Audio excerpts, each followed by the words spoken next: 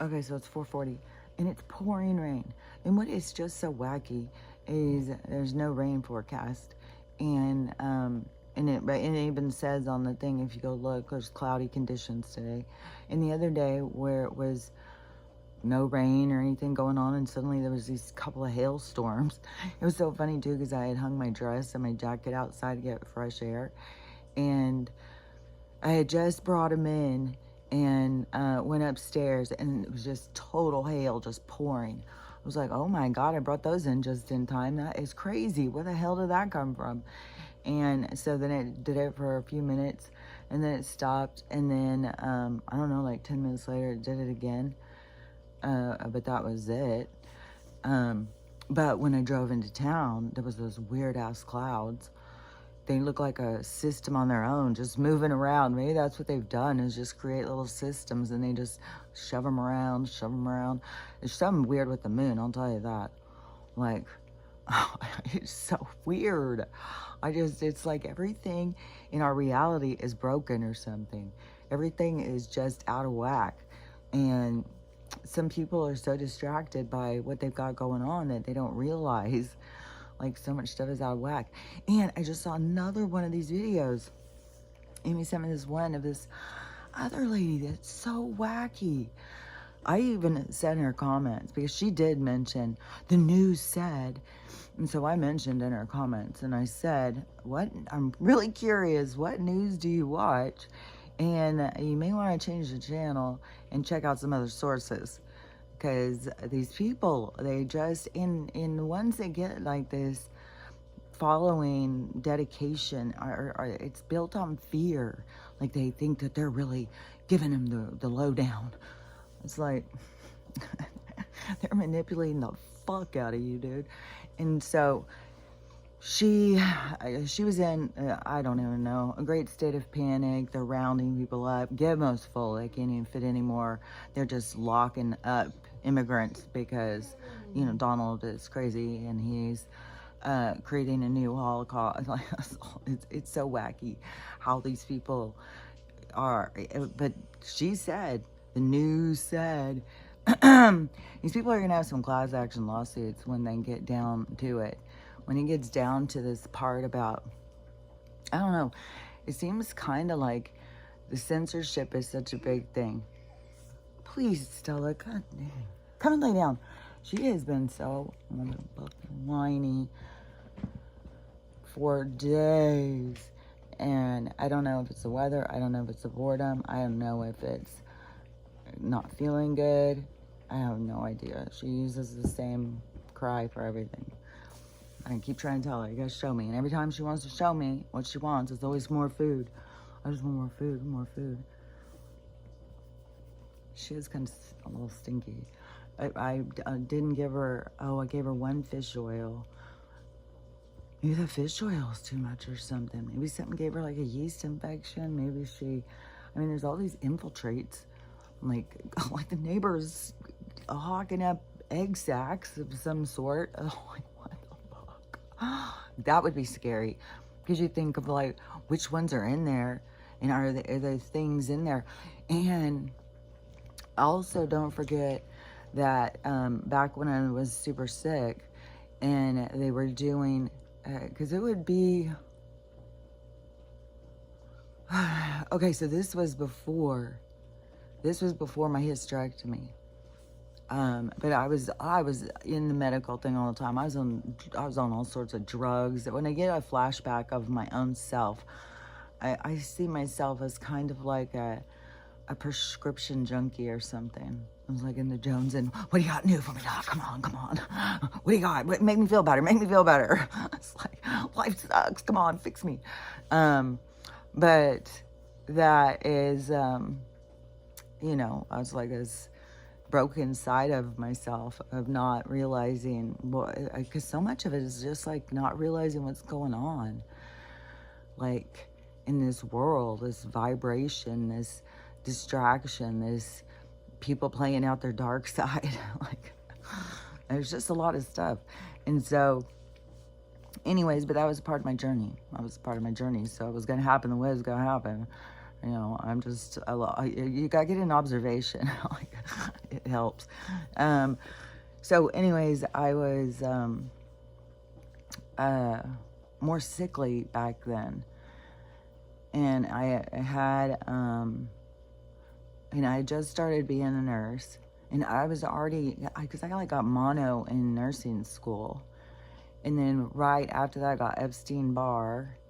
So I was like, there was reasons I was sick. That's when I was having migraines. I was also miserable in my fucking life. Like, I felt so trapped. I felt like I was in prison.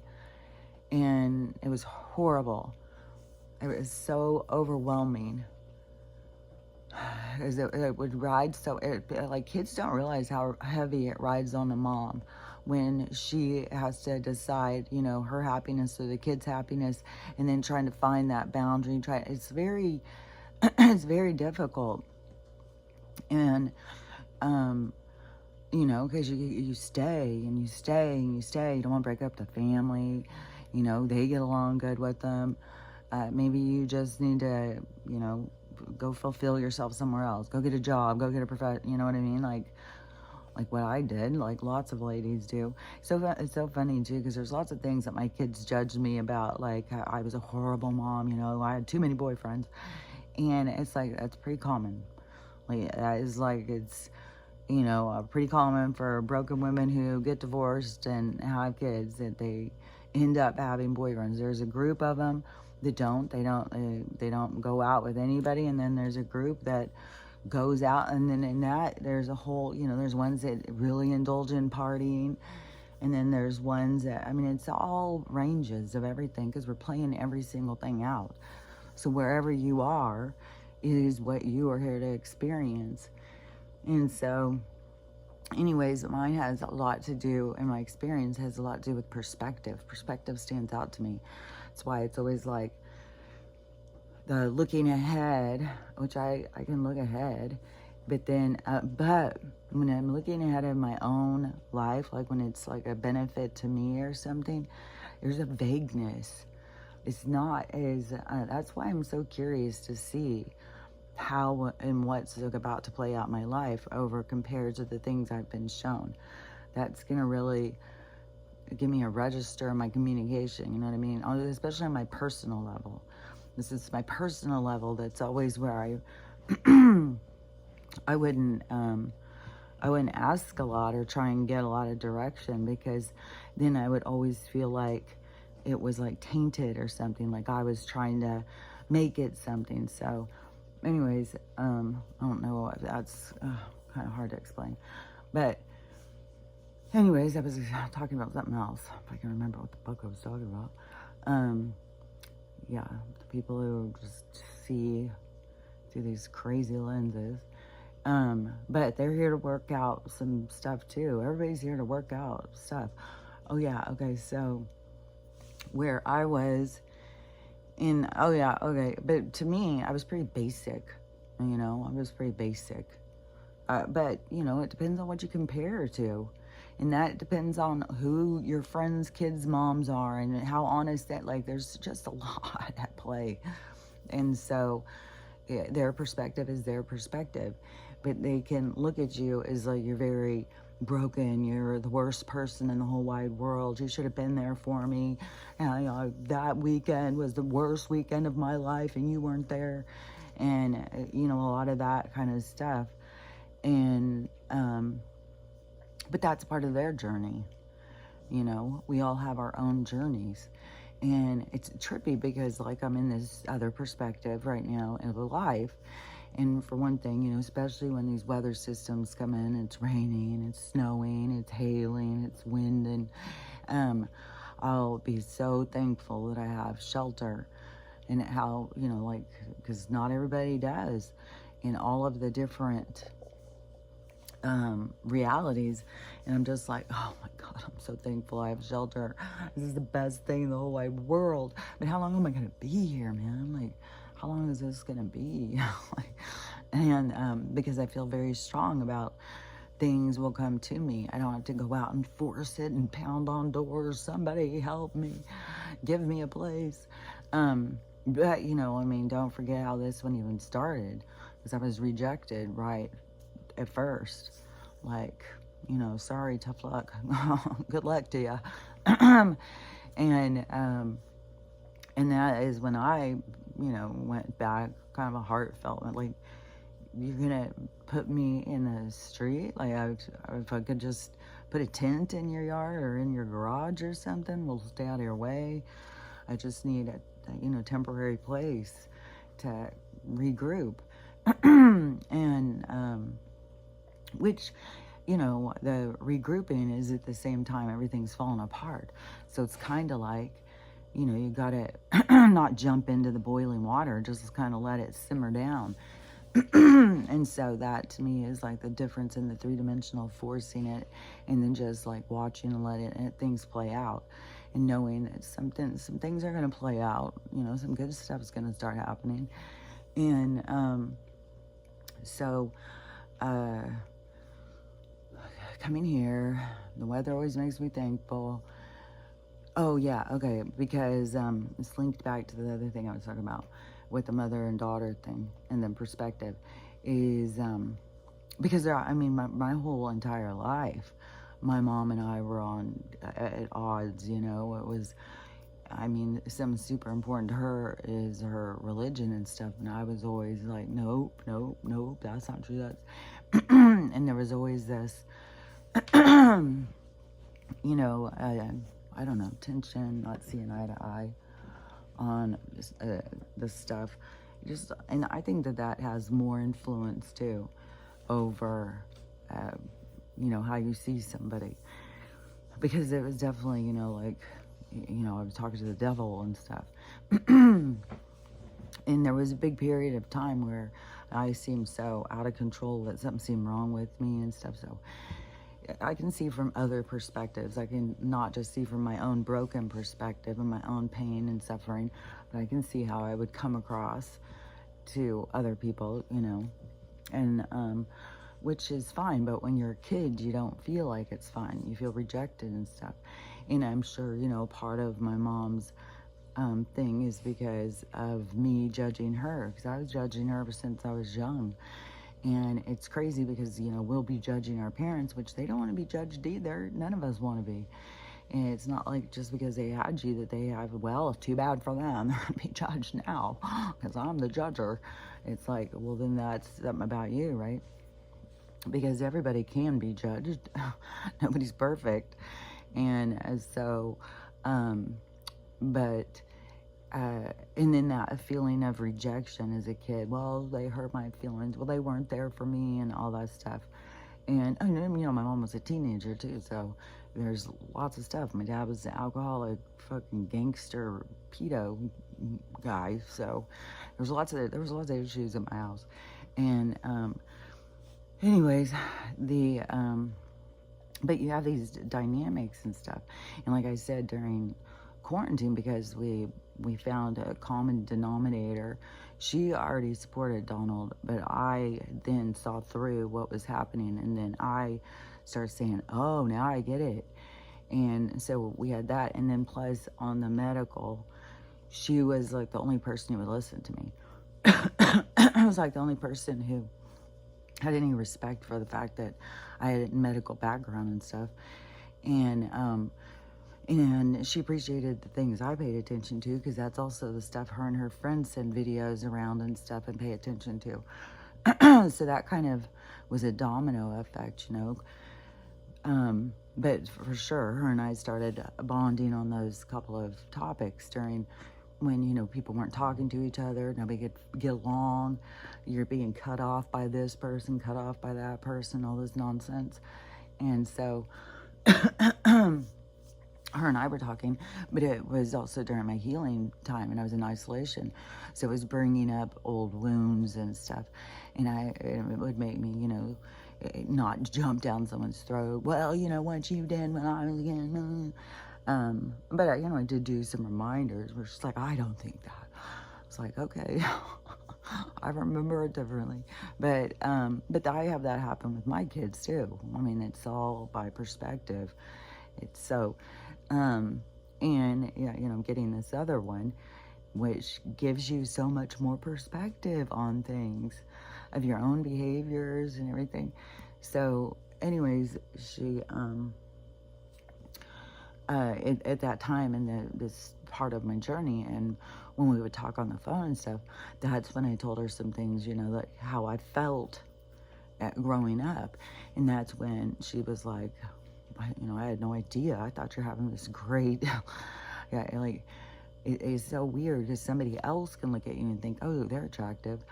Or it can be, that people keep telling you, oh, she's so cute, your daughter's so cute, oh, I just like your daughter, And so they think like that's your experience. So you're going out having this experience. And it's like, no, it was very different than that. But, like it's the eye opener for both things, because at that point she was going through like guilt and stuff over things that happened to me. And that's when she was communicating with the angels, because it's crazy how I talk to the devil, but it's weird how perspective works. It's like, because I don't believe in the true God, Jesus Christ Superstar. I believe in this bigger picture, and it's like the picture outside of the picture, but I think it's a couple pictures outside the picture. I think there's a few pictures in between. So it's just a reality, and it's a reality that people are here to reevaluate in themselves. And so it's deep, though. It's deep. And so anyways, but that is when she was talking. God, I have to keep catching my breath. And so she said that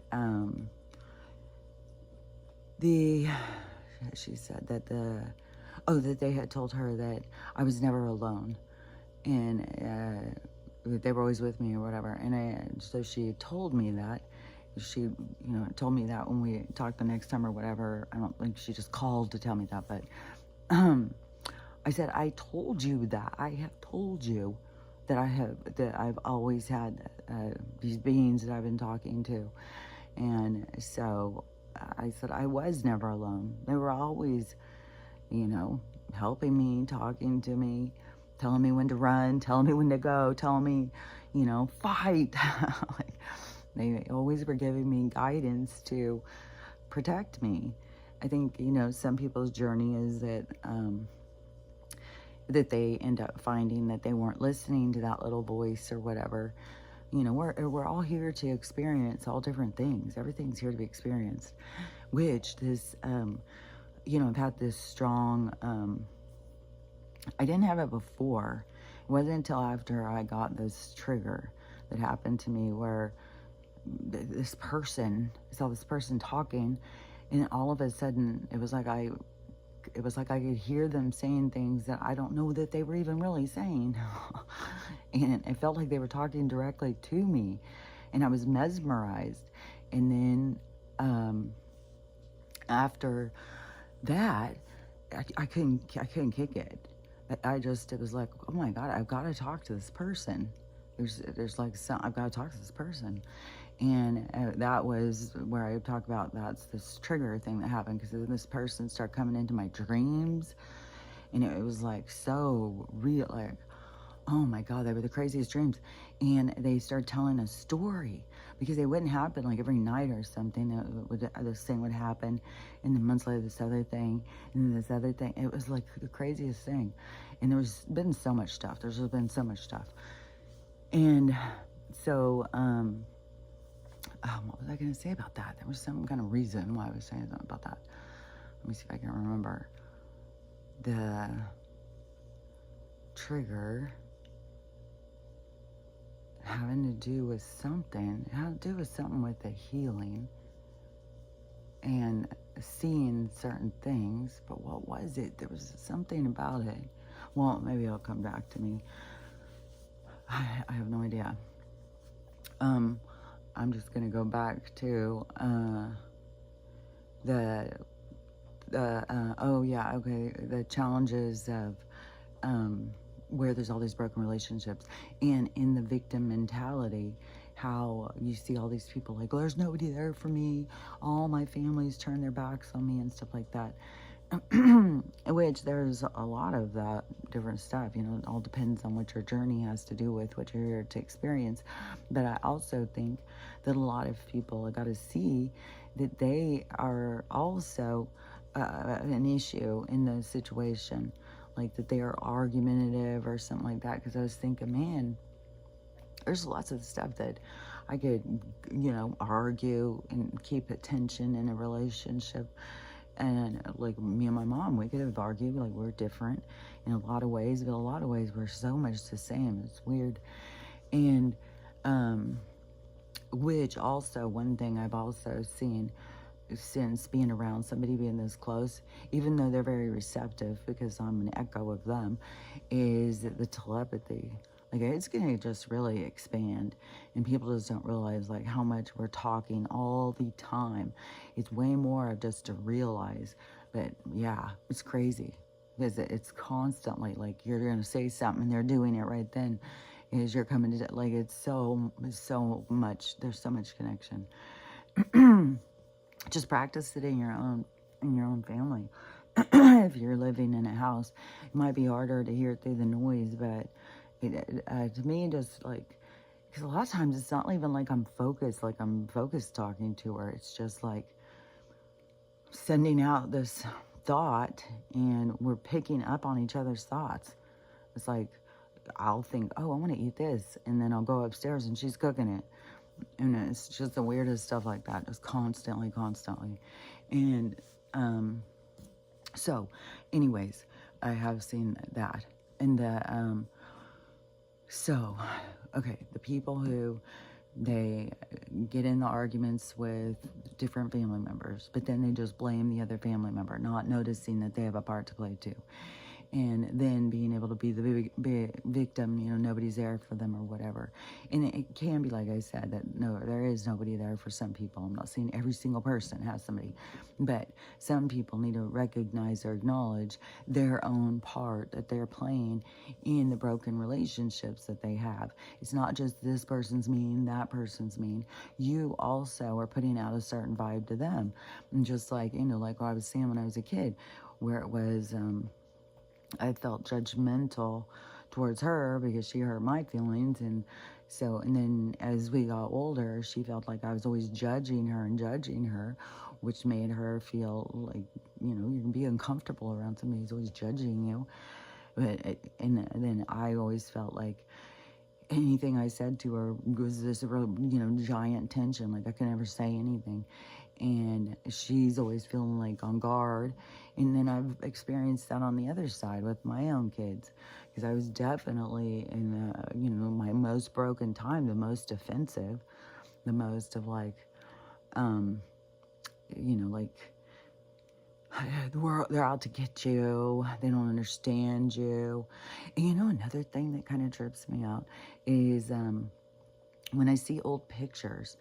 And, okay. Of course, I told you I would circle back. The past life thing.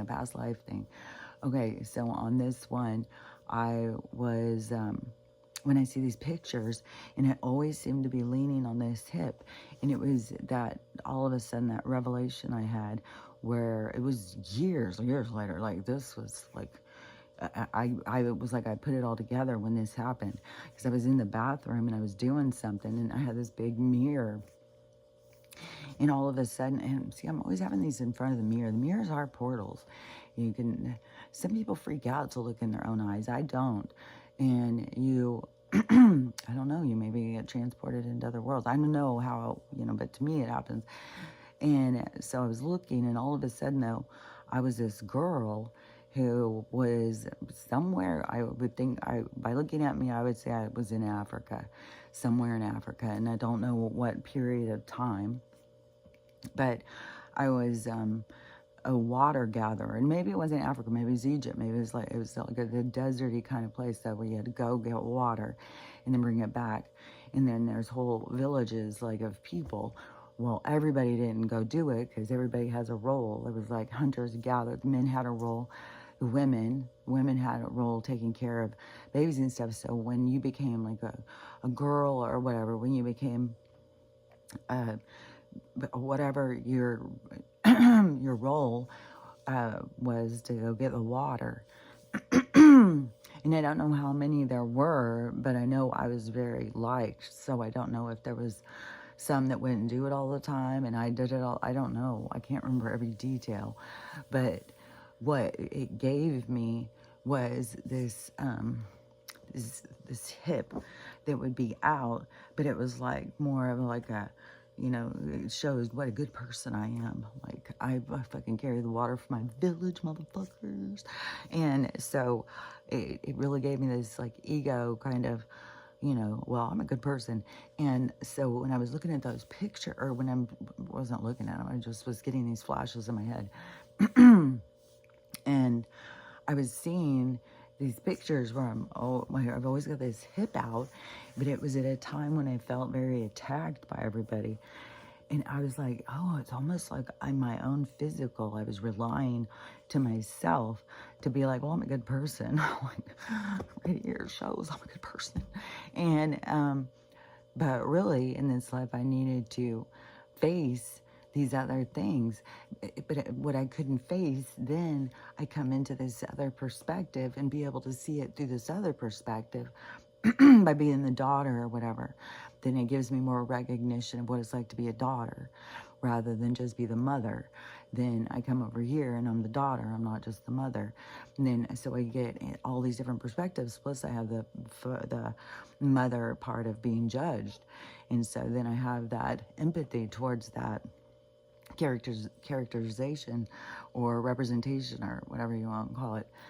And so it gives more perspective. The other thing I was going to say about the past lives, and so this person who I began to see as this counterpart or something, I feel like they're like my match. I don't know how else to say it. I feel like we match somehow.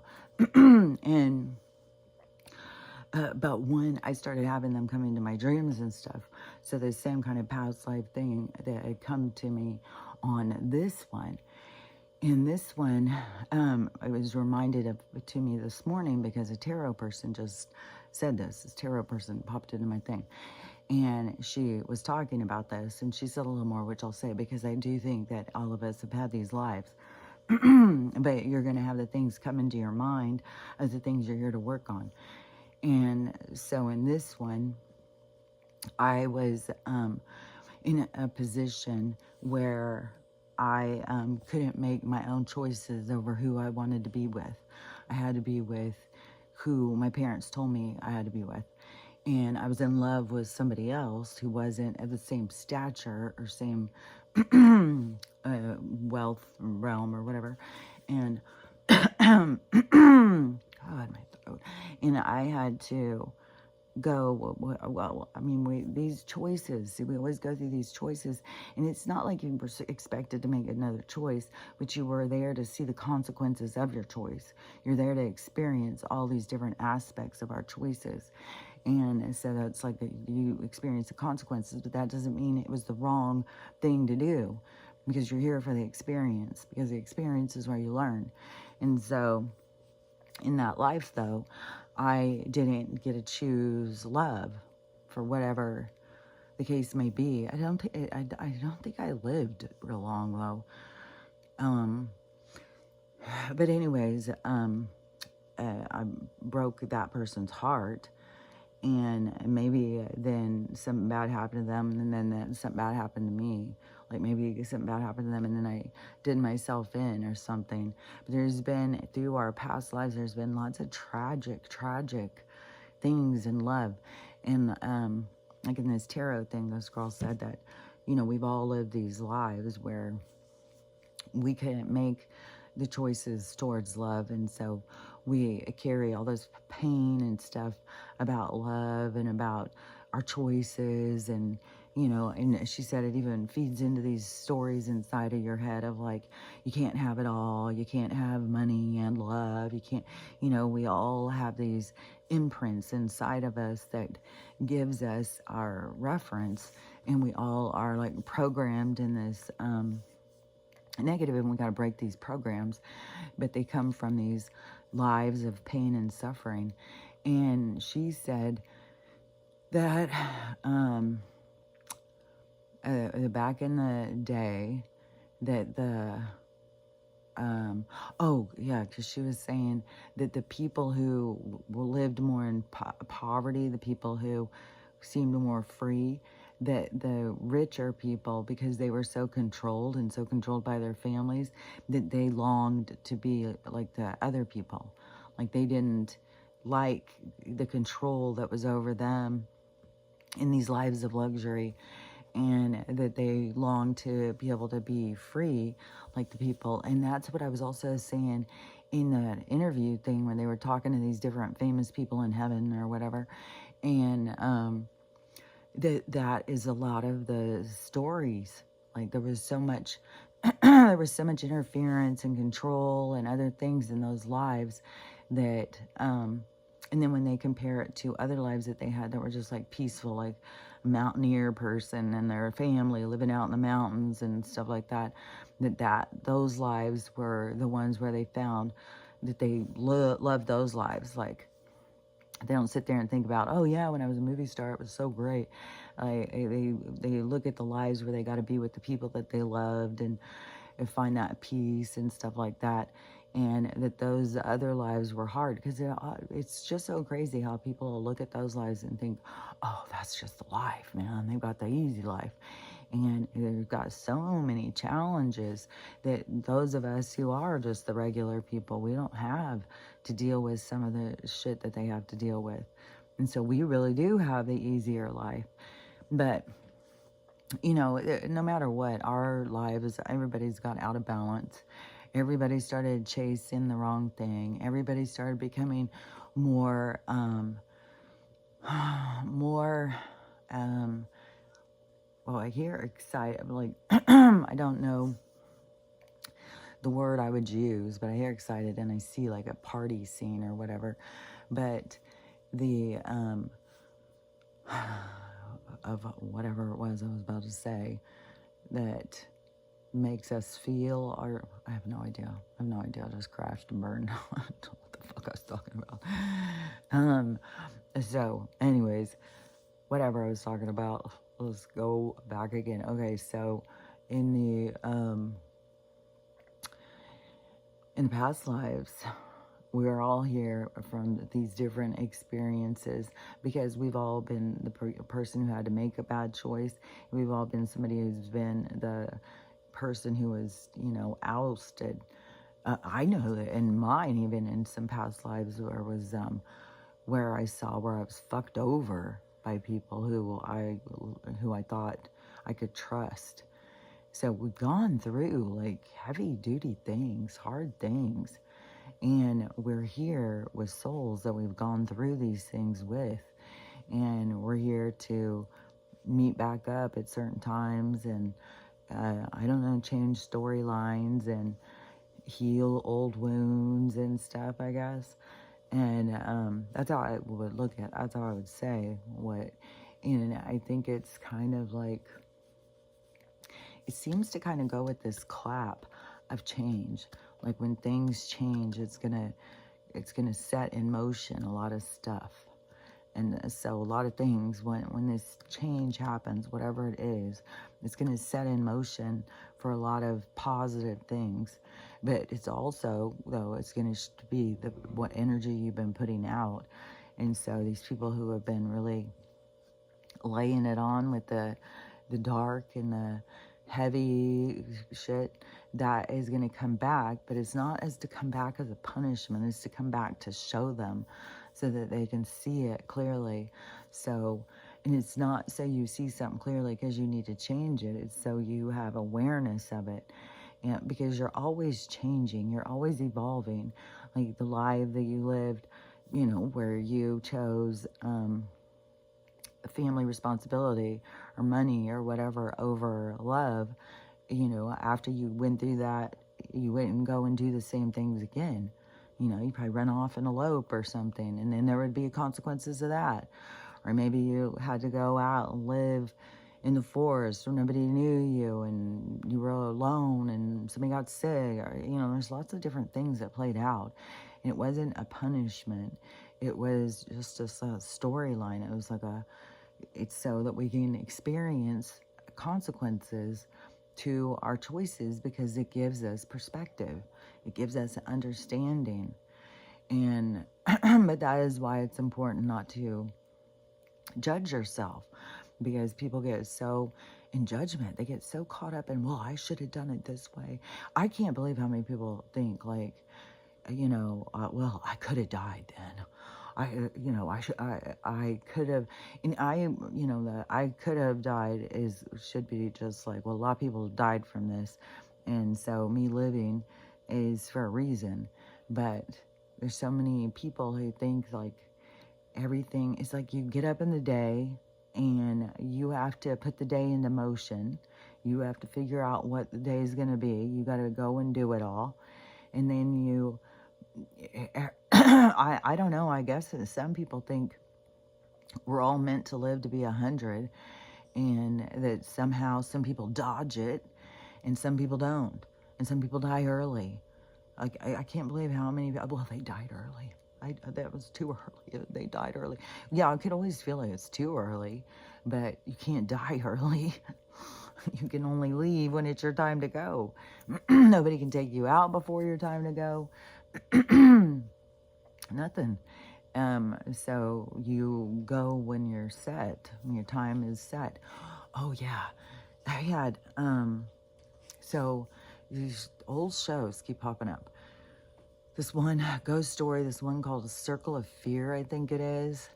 And then this one yesterday, because I saw some episodes, but there was some trippy stuff I wanted to say. This one seemed like a little bit newer. Like maybe it was in the 80s or something. But in one of these stories, I thought this is so interesting, because it was these young people working in a grocery store, like the guys boxing, putting stuff on the shelves and stuff. The girls standing there, here, taste this, or cashiers or whatever. But it was all these young people. It was all these old people in there shopping around, and the old people would sit and stare at the young people, and then they would get all excited like they were picking and choosing. And so that's what the store was really selling, was the young people. And the old people would shift their consciousness into the young people. And they would, once you were picked, you'd get called over to aisle 5. They'd suck you into the freezer and you'd come out one of them. And they would, the old people would change and become you. And then they'd start acting weird and be all excited to be young again. And I was just like, it's so trippy, because they've been showing this for a long time, this, this consciousness, this taking a different body and shifting consciousness, because that goes with this other stuff that I've been saying. And I think that they keep them in black boxes, or they keep them in something. Maybe they keep them in jars. I don't know. Maybe they keep them all in computers. Maybe they keep them in those giant fucking puppets. I don't know. But there's definitely souls outside of, the like captured souls. It makes me see like when I was a kid and we would go out at night with a jar and we would try and catch the lightning bugs. And then you'd have some in your jar and you'd have your jar and it would be lighting up. It was really cool. But it was also like killing the lightning bugs. I don't remember if we let them out. I don't know. Did we just leave them in there? I have no idea. I can't remember that part. But there's not a lot of lightning bug. I haven't seen a lightning bug in, fuck, man. It was really cool when I was a kid, too. You went outside. I was in the South. You went outside. There's just lightning bugs everywhere. It was just like, oh, that was cool. That's a shame if all the lightning bugs are gone. I don't know. Somebody down south will have to tell me if, like, is there lightning bugs out anymore? Or are they all gone? So, anyways, I was talking about something besides lightning bugs. So, something when I was a kid. And something about, oh, okay. Oh, yeah, okay. So they have the souls captured, kind of like the lightning bugs that we did in the jars. Okay. So, yeah, that's how I was kind of seeing it. Like, I don't know, like little fairies or something. It was like these little lights lighting up, just like how it looks like out in the sky with these little lights lighting up, because that's what we are, is like little lights, like little colorful lights. That's what we are, as a little ball of energy. And our ball of energy radiates. Like it can be really big or it can be really small. That's what I think is the drive to why souls want to expand themselves, why they want to learn and stuff, is because it makes you more vivid. It makes you more expansive. The more you know, the more you understand, the more it's like the higher vibration you become, because when you go through the different things, just like what I was saying with the different perspectives, and you gain empathy, then you don't spend time judging these other people. The more empathetic you are, the more loving you are, the more you're not in judgment, the more caring that you are. And so it's, I kept being like, what is that? I kept being like, is that my t-shirt? Where the hell? This chunk of hair. That looked weird. But my eyes are improving. But there was a really weird thing that happened in the middle of the night. For one thing, this thing is motherfucking killing me. And I do have a big old giant scab on the top of my head. It's still up there. It hasn't really come off. I keep putting the aloe vera, but I want to remind anybody also, again, if you get a wound, it has to be very surface. It can't have a puncture spot, because that's where you get your infection. If it heals over and you get that pocket of infection, and then that's where you get your problem, like where your goddamn scalp comes off. I don't know what, I can't remember so clearly what it was. Like if they didn't clean her wound, and I can't remember, but it was horrifying. I wonder whatever happened to her. Like, they have to clear all that out, excavate all the stuff. Oh yeah, okay, back to that. Okay, back when I was sick, this part that I'd left off, and having to do with the parasites and stuff like that in our lungs. So it was back when I was sick.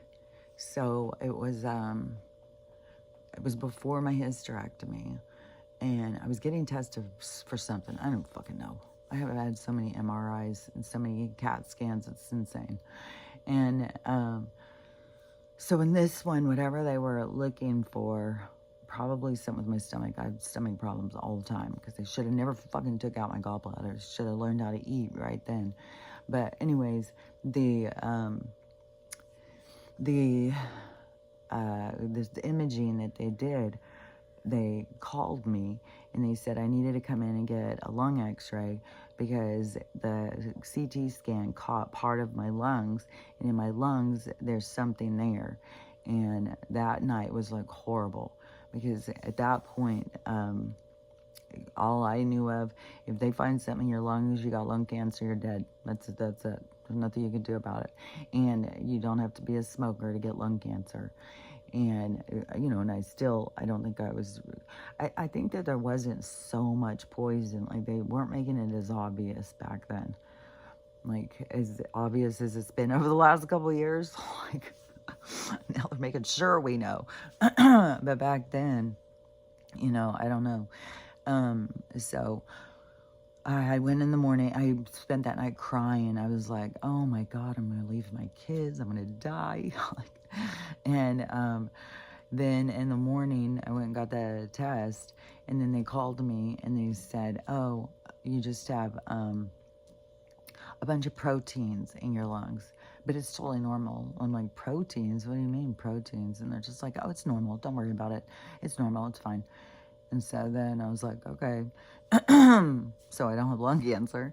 And then later, when I was getting more imaging and stuff, then I found out I know I had some of those proteins in my brain, but now what I see, the proteins, what is a protein? It's a little fucking worm. So Now I see it as like, oh, so it's just like they don't know that there are worms in my lungs and stuff like that. And that also is like a part of, I think, with some of the dementia or Alzheimer's or something. It's like these proteins that will get inside of us or something, and maybe they can tell different ones or whatever, or maybe they're just supposed to let them grow. And but if they're getting in there, like we're breathing in this larvae, and then it's hatching out, and then we got this shit that we're fighting inside of us, like a battle zone, and internal battle zone. Which it's funny too, because that's where you need to go for your truth, is inside. And but everything's micro macro, and everything, it's on all these different levels. But yeah, we need to focus on us inside.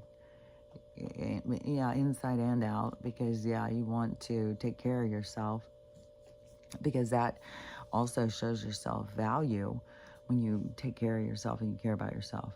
But anyways, now I wonder, you know, with the proteins and stuff, I've been done the horse paste and stuff, but I don't know. I'm not going to go back and ask them about more images, but it makes me have a different perspective from what I knew then and what I thought then and what I know now and what I think now.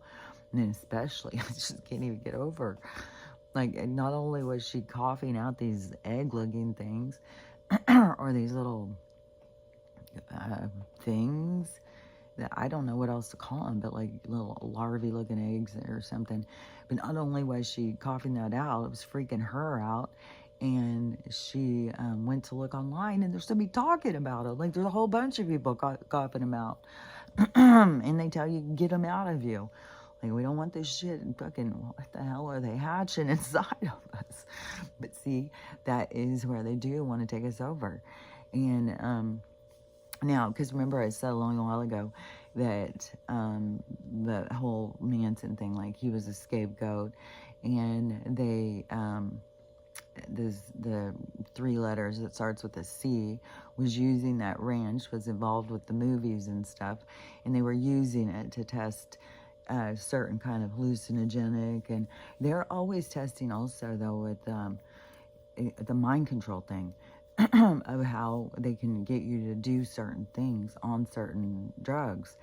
And so the because I saw somebody now saying, I don't know, everybody's reading these files or something, but somebody said, oh my God, the family, Charles Manson and the family and stuff, was MK Ultra. And so I don't know what all's being said in those things. I was seeing it through when I was watching that Rob Zombie documentary. I was just all of a sudden, and knowing what I know about that agency and its involvement and all that stuff, then I was all of a sudden, it's just like this aha moment of like, oh my God, he wasn't the bad guy like that they made him out to be.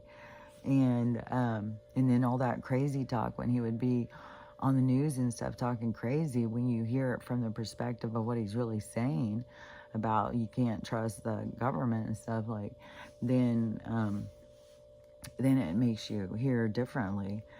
He sounds crazy when you think he's crazy, but then when you realize, like, oh no, he's trying to tell us something.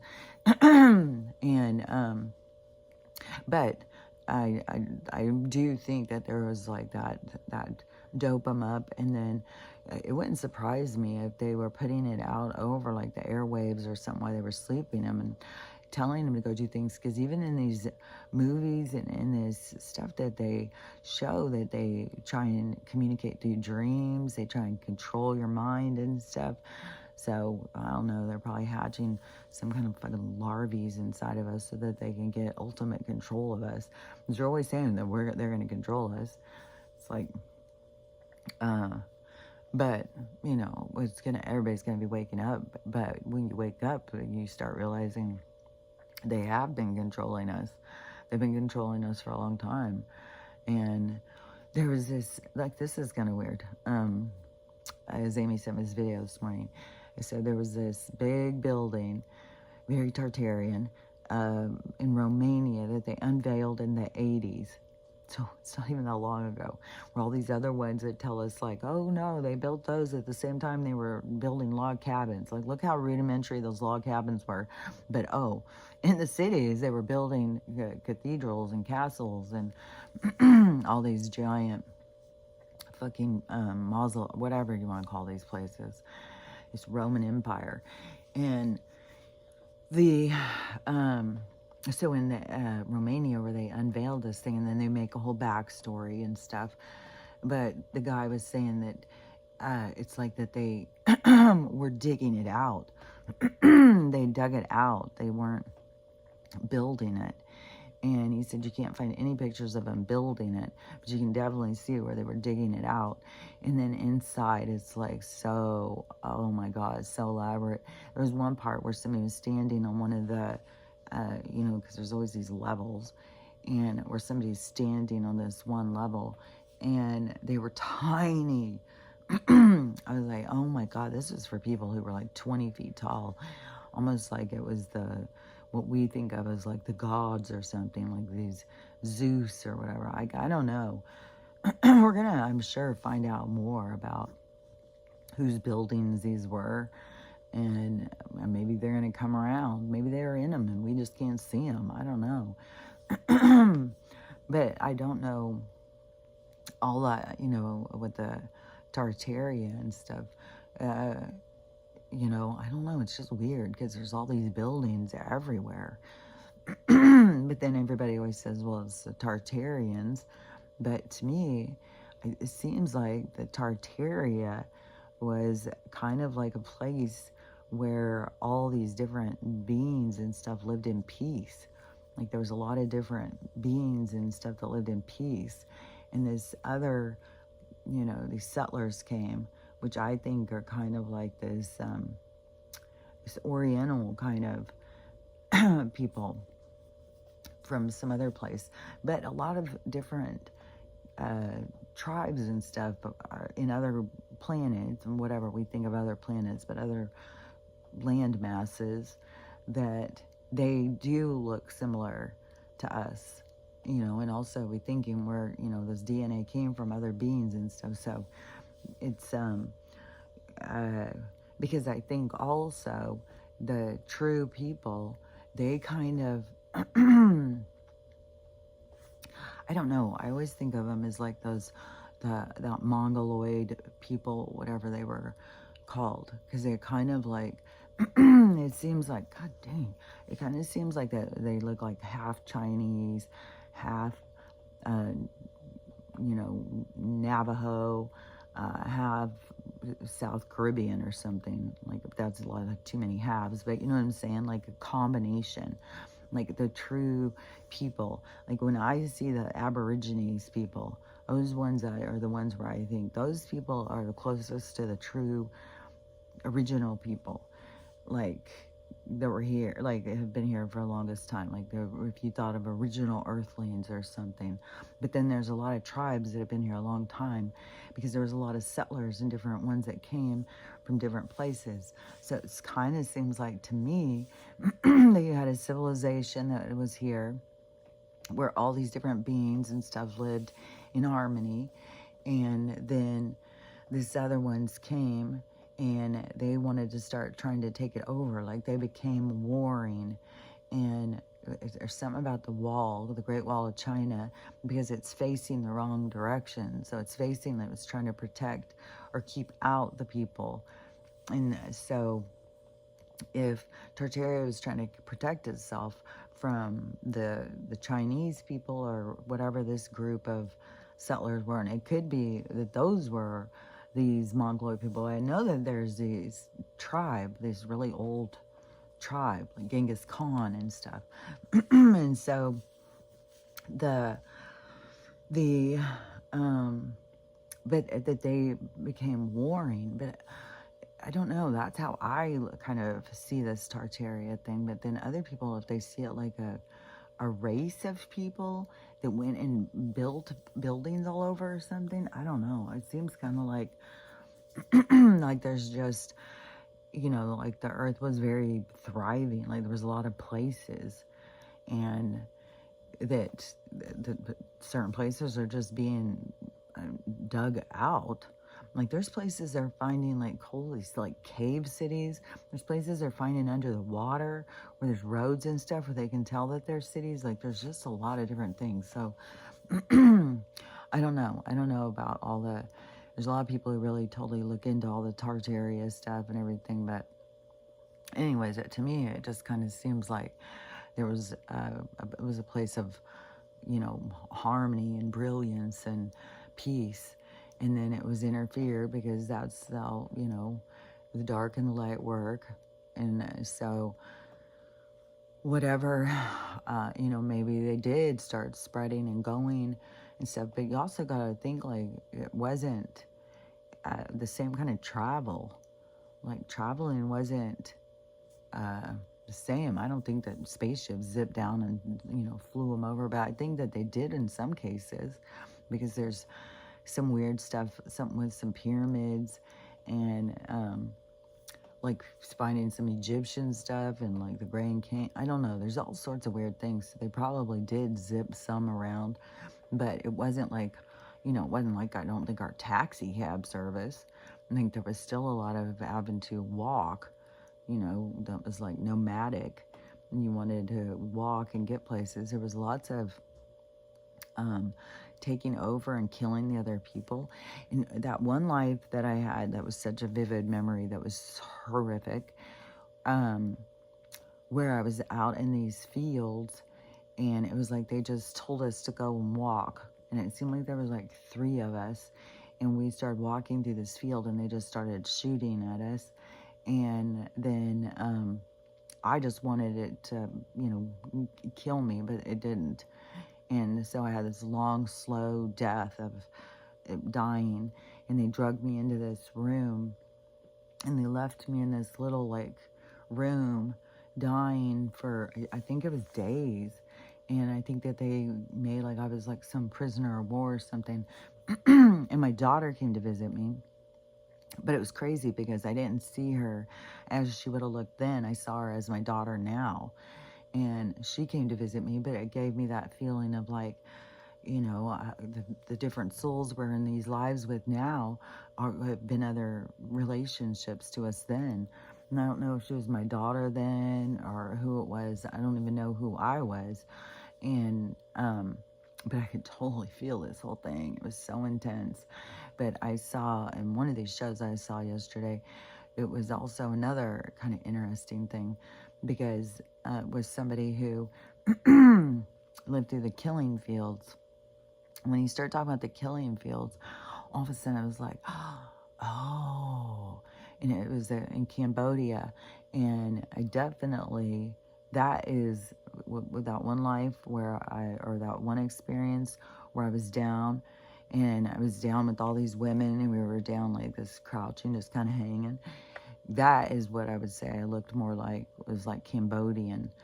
And, but in, when he was talking about the killing fields and stuff, and, but the guy who didn't want to talk about this stuff anymore, he didn't want to talk about it, he didn't want people bringing up this painful stuff, it was because he was hiding his part, and he was like a SOROS, and he had caused a lot of bad things to happen to people, and he was haunted by it.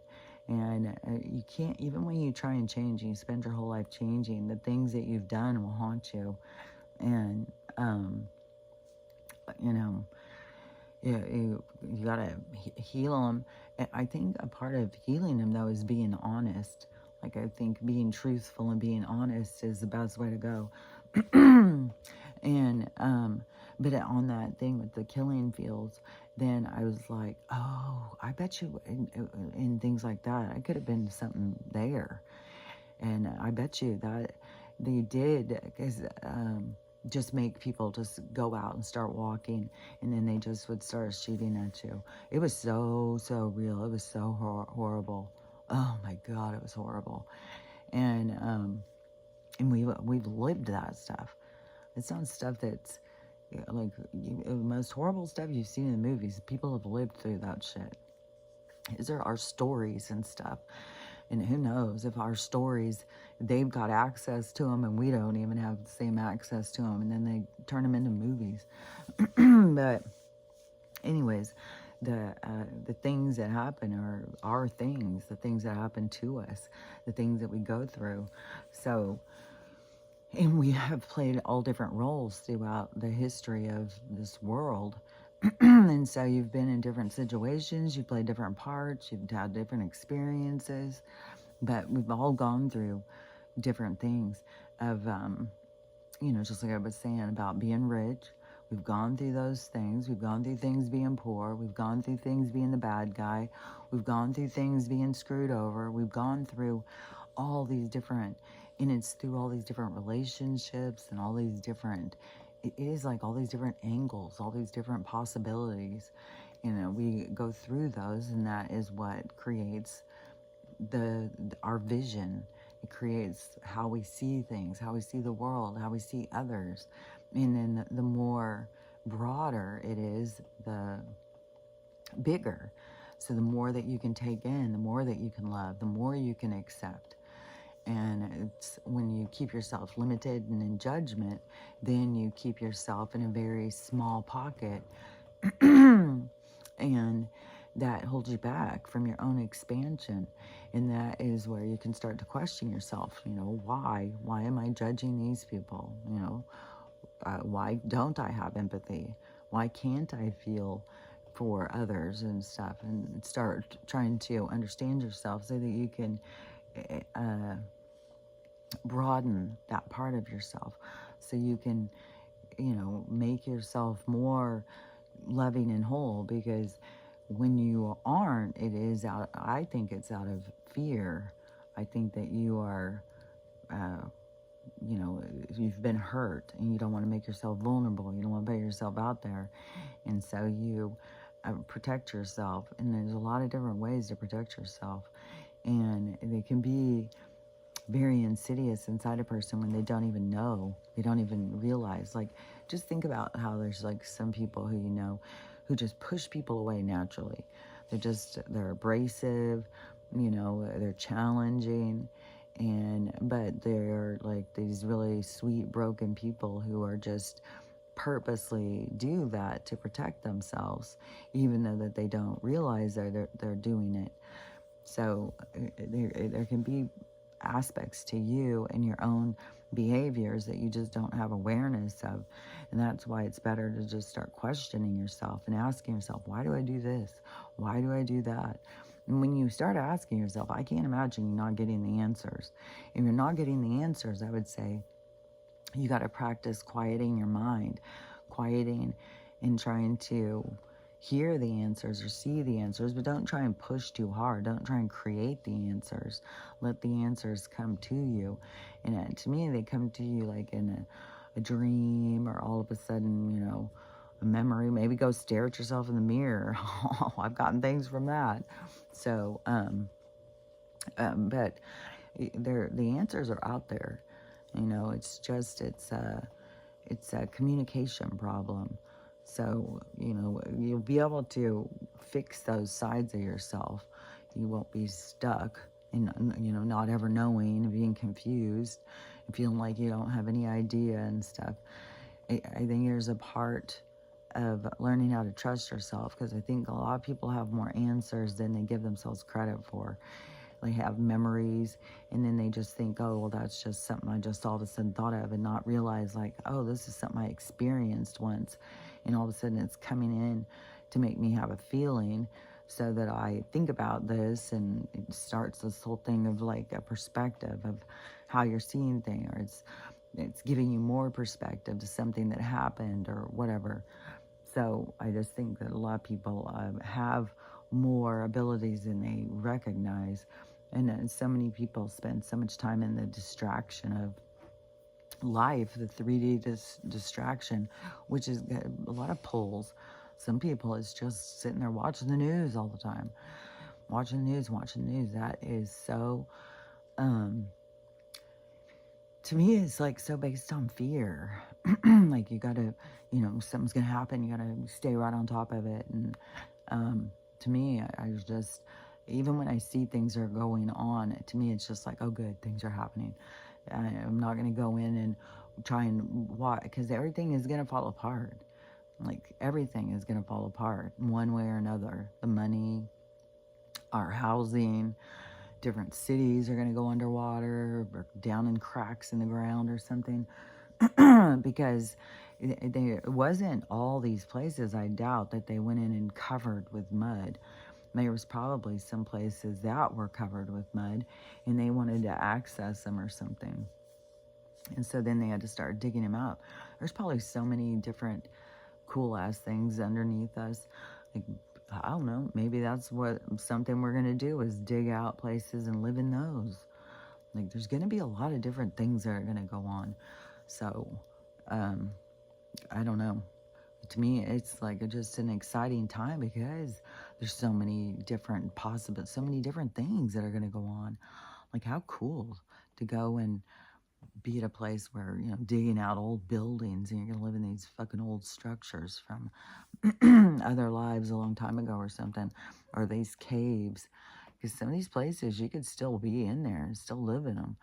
And some of these cave ones, oh my God, like finding these whole, but supposedly that's something about the tunnels too, that's what it was. It's not just, that they went underground and started digging these. No, it was a whole world, a whole land, a reality, a world, and people were living in it. And, oh yeah, and they're supposed to start, I heard Donald saying something about it, it was a couple weeks ago, but something is going to be changing about our travel.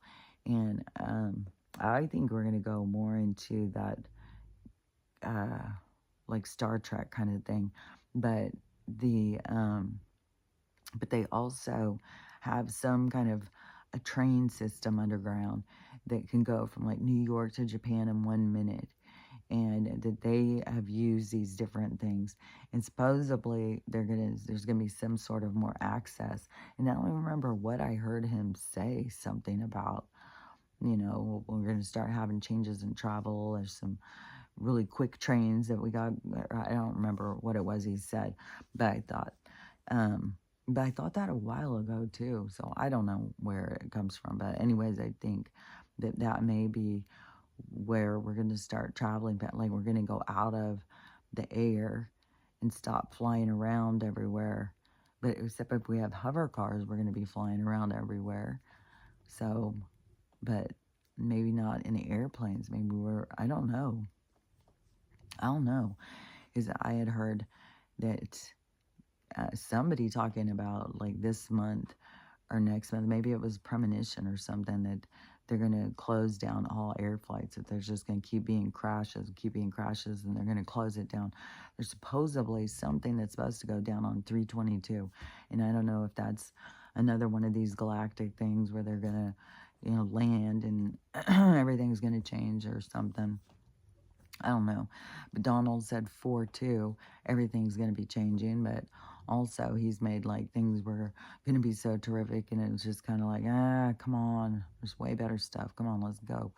So anyways, it's hard to say. I would say over the next few weeks, though, that we're going to have more exciting things. More things have changed, and something's going to be happening. Somewhere along the way, we're going to get this big like snap, and things are going to just abruptly start changing. Like the energy is going to change. It's going to feel so much better to me. And the energy is going to really flip all the way around. And we'll know when it happens, because all of a sudden people are going to see the other side. Whatever they're looking at that they think of, they know for sure. Then all of a sudden when it snaps, they're going to see the other side. And that's when they're going to start questioning everything, questioning the reality, questioning their perspective, questioning who they are, where they come from, what are they doing. And so that's when we'll know. And it can be more like, each of us have certain things, like it may be real abrupt and all of a sudden we all just have it happen or something. But we'll know. It's not going to be like a well, maybe. Because you have all these people like, we're in Age of Aquarius now and stuff. Yeah, this has got to happen. Like, all these things have got to happen to create the Age of Aquarius, but it's going to happen. It's going to be created because the story's written. And so the things happening are going to make it, but I don't think, like, this is the Age of Aquarius. This is the bridge to the Age of Aquarius. This is the trail to get to the Age of Aquarius. This is the path to the Emerald City, but this is not the Age of Aquarius. Like, this is the age of endings. This is like, you got to go through the endings. You can't, you know, it can't be as abrupt. I think there's been other endings where it's been more abrupt, but this purpose. You know, there's a purpose to us seeing, to us understanding, to us to evolve and stuff. So all of that is happening because that is, you know, what leads into the Age of Aquarius. It's the evolving. It's the people changing. It's the world changing is what creates this new world where it's love and peace. And so we have to go through all this stuff. We're not there yet. So anyways, oh, this is kind of itchy, but man, it's sore. And it's giving me such a headache and such a neck ache because of like how it went down like that. But it was doing something across my eye and this, the one eye. But even when I close this, like over here where it used to be black, now there is color. So there is, and it seems like it's getting more, I don't know, I'll have to do it in the light too. I have to keep checking it, but I feel certain that it's getting better. And this thing, it could be just like a scar tissue kind of thing. I don't know. I gotta just see if it starts going crazy again, or if it, hopefully it's on the healing thing and everything's just gonna keep getting better, no more nonsense. Oh, we'll see. So anyways, I seemed like that there was some other things that I dropped off and didn't say. I don't remember, but I'll show you my tooth. We'll go there. That is that. It's sensitive for sure. It's healing. Well, that's the way I see it. So, and the way I see this whole thing and this whole world is about our healing. I just don't think it's on like this other level of like you're healing because you're broken. You're healing because you're wounded and you don't want to carry these wounds anymore. There's a lot of hard things we've experienced throughout our different life cycles and different life journeys, and we carry those wounds. It gives us our way that we look at things. And so it's the healing is kind of a self-evolving of looking at yourself more clearly, and not getting all caught up in being defensive of like, oh, I'm perfect, everything's fine with me, you guys are just mean, and getting yourself into like, oh, I'm no more perfect than anybody else. We're all imperfect. We all have issues. There's nobody that's better than anybody else.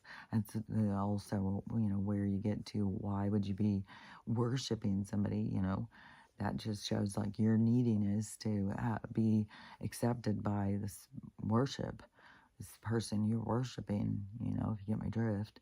So anyways, that's how I see it. It's everything is this, a game. Everything is this, you play a part, they play a part, like a back and forth. Everything is like that. It's like an entanglement of your energies, because what are you trying to get from them? What are they trying to get from you? So anyways, but we're at this time where we can look at ourselves more wholly, and we can go inside and we can think of through our wounds and rationalize and become more, have clarity, so that we don't carry them. Because, like I said, some of the healing is just the remembering, just looking at it and seeing. But some of the memories you'll have are deep wounds. Oh my gosh, even when when I started seeing that one life where I chose uh, I didn't choose to love. Oh my God, when I saw that one hit me really hard. For a couple days, I was just crying and crying and crying. Like, oh my gosh, I can't believe that I didn't choose love.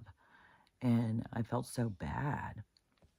So, anyways, these things can really affect you and help you to see things you didn't see.